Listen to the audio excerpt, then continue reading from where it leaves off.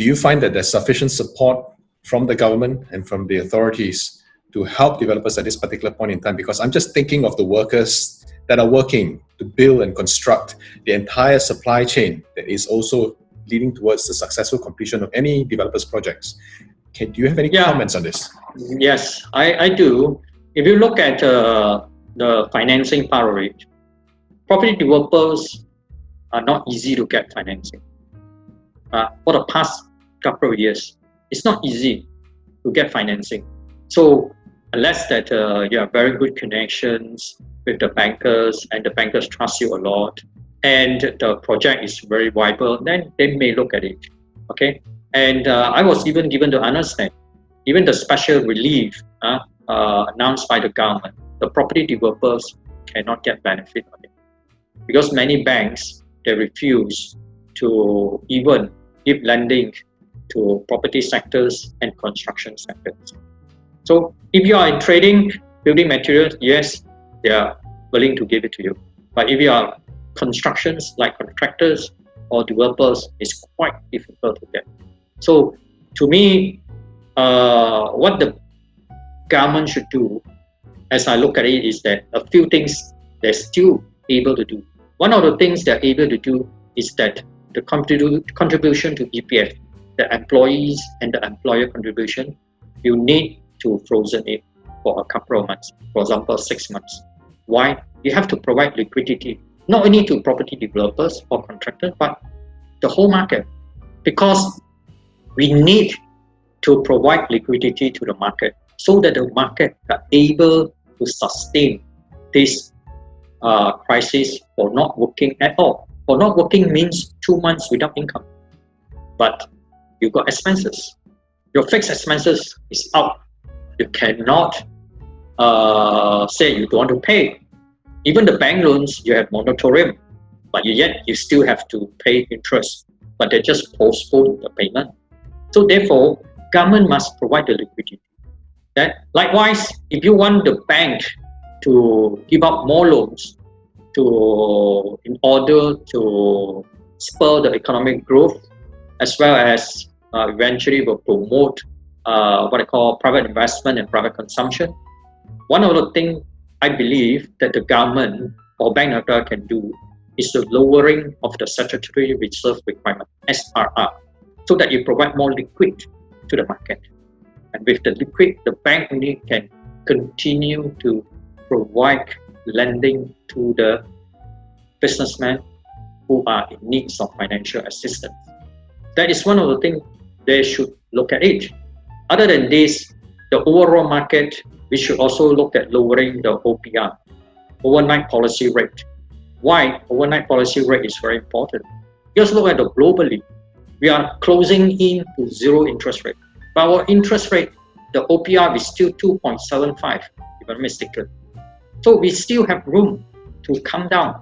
When you come down your OPR, means you reduce the interest rate in the market. When you reduce the interest rate in the market, then you put more money to the consumer, to the businessman, to the entrepreneur, and that will accelerate the economic growth of this country, and as well as encourage private consumption, private investment.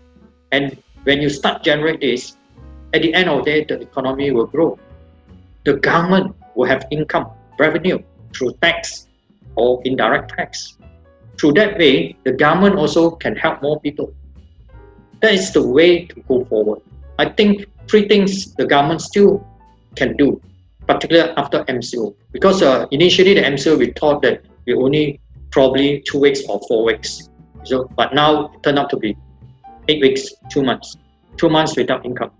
What the government has announced is very good, but I of the opinion that they can do better, they can do more to help the economy to grow, to help the businessmen, to help the individuals, but all must act in one united front to overcome this economic crisis. If this economic crisis, it is not going to be long, but it's going to be short on the condition that we have treatment on COVID-19, or we have at least a way to contain this COVID-19. Then from there, everybody start to work, start to generate some income. Then it will cushion down the whole thing. For the 2 months of MCO, or we put it 8 weeks of MCO, it will definitely have a great impact on our GDP. It will be at a technical recession in this Q1 and Q2. You cannot run away. Your Q1 2020 and Q2 2000 will be in technical recession. But in order to overcome so that we are not in recession for 2020, you need to do more for Q3 and Q4 in order for us to have a more comfortable kind of lending, and so that we can also stop the unemployment, jobless. We can stop businessmen, entrepreneurs to stop retrenching workers. Otherwise, if you not, the market is going to sink.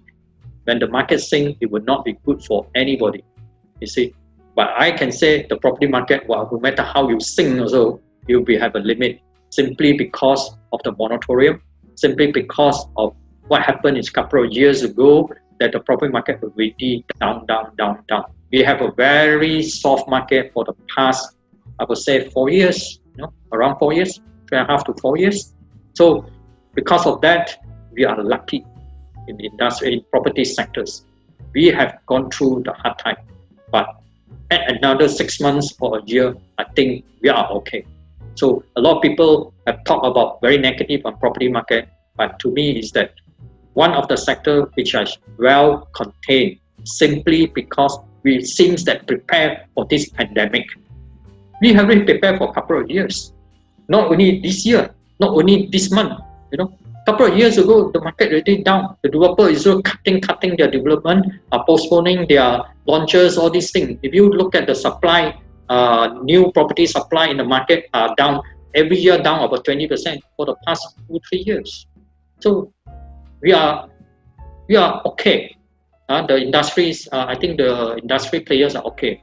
But what we need to save the economy of others, especially tourism, we need to. Do you think that the loan packages for buyers can also be enhanced, changed, tweaked in order to help the buyers who have the interest and the initial capability to buy, to help them buy, rather than the conventional packages that we currently have? Do you think that would also be something that should be looked at? Yes. Because particularly for owner-occupiers, if you are owner-occupiers, you can have something more innovative for them, particularly for affordable homes. Affordable homes, you can do something like this with options to purchase. You factor in the interest rate of 4.4% to 5%, so that they can cover back the cost for the developers. I think it will work. And it is very good because this with options to purchase, that you peg your purchase price at current market. Then you pay in the future. But of course, that is like you're obtaining a loan. At least you stay in your own house, you feel comfortable. Then after that, you get a bank loan to buy up the lease. So this is one of the ways. And of course, many developers are doing that, and this is not something new. Other than that, like just now I said, OPR, reduce interest rate, all these things, it will help. Because why? Once you reduce interest rate, the income that you available, then you increase your DSR, that servicing ratio. So then the bank also able to grant you loan. Then because of bank wants to grant more loans to people, they need the liquidity. So SRR, lowering SR, statutory reserve requirement, is also one of the important factors. Because if you without that, you want to grant loan to micro, like for example, not only property loans, the micro credit loans, all these things, you need liquidity. So that liquidity itself will help a lot of sectors, not only property sectors, but as well as overall economy, and encourage economic growth. That's very important. That's why one of the reasons why I say, especially those owners occupied, I have one advice to them, and particularly those people who first-time buyers or upgraders. You always remember, buying a property is actually creating wealth, particularly to the youth. You want to create the wealth today when you are less than 30 years old, you buy. 10 years later, you're 30 something, 40 years old, your affordable homes, it become a double value. You know, in 10 years to, I think 10, 12 years, you can double the value. Then from there, you upgrade yourself. So eventually, when you retire the time, you are being called, or before even you retire, you are what you call millionaire employee. So this is how you create wealth. Property is also talking about wealth, not only talking about shelter. If you only talk about shelter, anyone also can. You can rent a room, you can rent a house, all this, you also got a shelter. But you never create a wealth for you. What happens if you retire? You have no income. You rely on EPF to pay rental?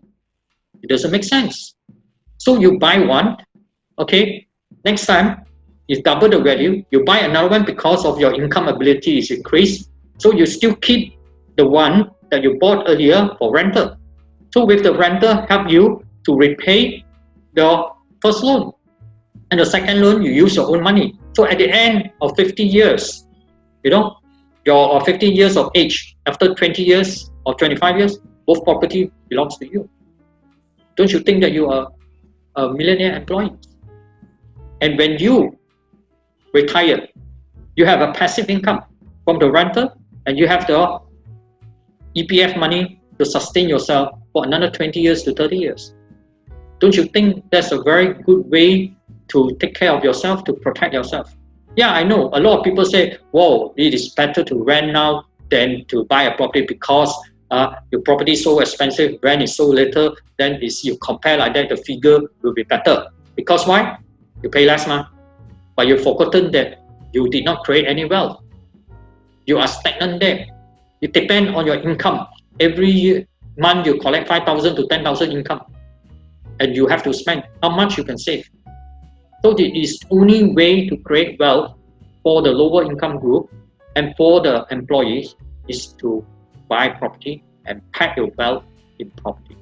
And this is the time when in crisis is the time for you to go into the market.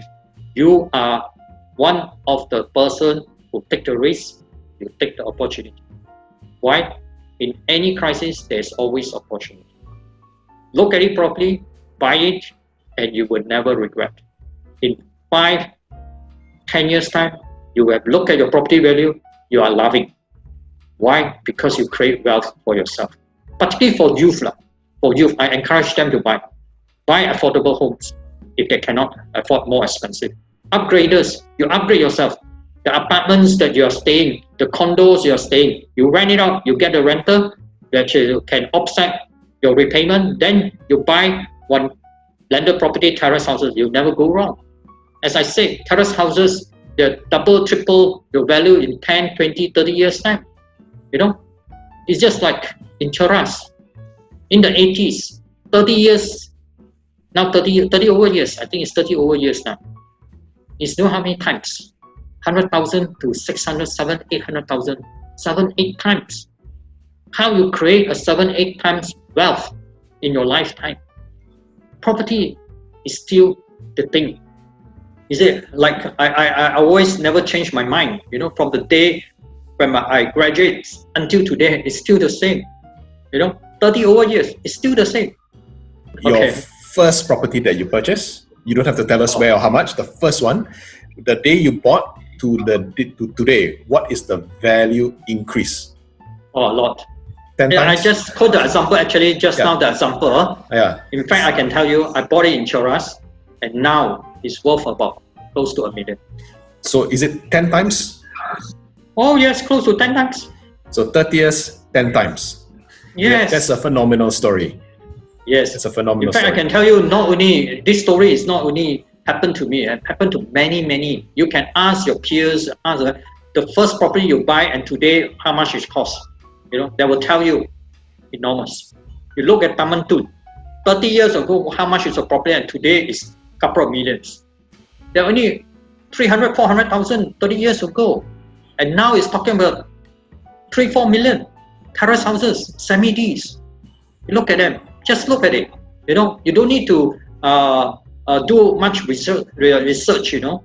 You look at Taman Tun, you look at Wan Utama, you look at Damansara, you look at Cheras, certain area, Taman Sega, you know, Taman Sega, you know, they are semi-dear selling at 2-3 million. Those days where got this kind of price, isn't it? 100 to 1,000, 200,000 kind of properties 30 years ago. You know, look at many examples I can give you. It is nothing new. And you can, if you ask your grandfather will tell you that I buy a house in 10,000. Do you think how much is a house worth now?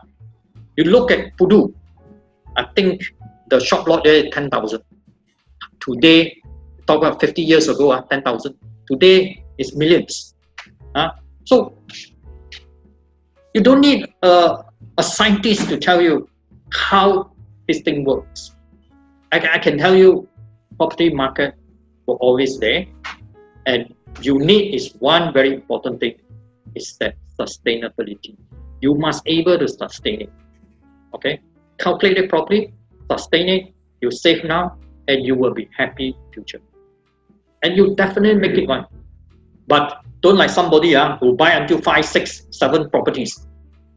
You know, we have the scheme of what interest bearing scheme lah, this lah, that lah, rental guarantee lah, and blah blah blah. All these are killing you. You buy properties for your own occupations. At most, you rent out one, so that the one that you rent out is your previous property where you stay, and you get the income, rental income to repay the loan, and you get a new one for you to stay. Then this kind of planning is sustainable, and it makes you a millionaire in a very short time. Maybe in 15 years, you become a millionaire. But if you earn wages earner 10,000 a month, you want to become a millionaire? I think it's a dream. Unless you don't spend a single cent, which is impossible. You got your family, you got your children, you got your entertainment. You need to entertain yourself. You need to enjoy yourself. You need to feel comfortable. How are you going to create wealth? Creation of wealth is only through properties. That's very simple. And it is very sustainable if you need to control yourself very well. If you don't control yourself, you keep on investing, you sure kaput. You cannot beat the market. You're just like chasing a dragon tail. You want to chase a dragon? You want to catch his tail? Possible? Not possible. But if the dragon come to you, that is everything possible. So how to make the dragon come to you? You must be patient. You must be prudent. Then you will have the dragon. Otherwise, the dragon will run away. You never can catch them. So remember, be prudent. Don't overstress yourself. Get yourself ready, and you will be, in time, you will achieve your objective to be a millionaire employee, particularly for the youth. This one is for the youth. The upgraders, yes, when you have a small property now, you want to upgrade to a bigger property, you want to be more spacious for your family, yes, go for landed property. With good connectivity, well managed, have a good ambience, then you will love it, then you will enjoy it, your family enjoy it. At the end of the day, you also create some wealth for yourself. And you know, who knows, from there you leapfrog again. You know, I'm just telling you that this is how 1 to 2. You get the 3 one. You never know. You run it properly, then you're okay. So that's basically I want to share with everyone. And I think it's about time, right? Yes, about time. About time. Thank you very much for having me. If even have opportunity, I even can share more how we should invest, how to select our properties, or even for development, what we should even look at it. Various stages, various time requires certain needs. The community move on. The community develop. The community change taste. The community change their needs. Those days we don't need security. Today we need security. And after security, now we are talking about ambience, lifestyle, landscape, comfortable living, spacious living coming. We are talking about small apartments of 200 or 300 square feet to 500 square feet, or 1 bedroom, 1 person studio, all this. Now probably may change a little bit, bigger kind of studio, because you can work at home, something like that. So times change, needs change, and everything will start changing. As developer, we need to update the market, or rather follow the progress of the market or the needs of the market. We have to fulfill the needs of the market. Yeah. Thank you. Thank you so much, Datuk. Thank you so much for sharing. We look forward to the next sharing that we will get you to probably respond as well, because I think very sage and cogent points. More importantly, ladies and gentlemen, is to actually look at this piece of information, and it's not theoretical. One of the things that I'm most impressed with is the fact that this comes with battle scars. This person has gone through and is telling the story of how to increase wealth, but you need patience, persistence, and sustainability. So thank you so much, Datuk Chew. Thank you so much for sharing. Thank you. Thank you. Okay, bye. Bye.